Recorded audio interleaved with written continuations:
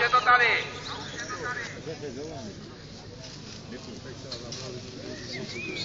Kam? No, dobrý. Jak jsou ty lampy, jak je za lampou?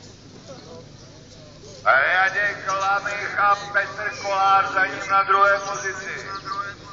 Tedy v čele tohoto závodu je Radek Lamich. Na druhém místě Petr Kolář.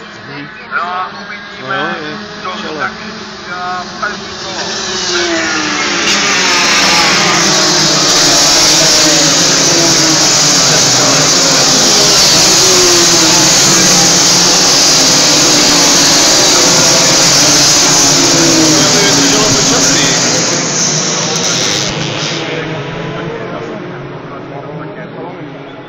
To je jedno, to první. Jo, to první ještě kontroluji. Ale budeme čekat na první průběžné kolo, které, jak už mě mý kolegové mnohokrát řekli a zcela správně, tak samozřejmě je tím způsobem odtahovací a tam nelze čekat z pevného startu, že ty časy budou úplně optimální, ale hned ta další kola předpokládám, zůstane-li trať ve stavu, v jakým je, budou jenom lepší.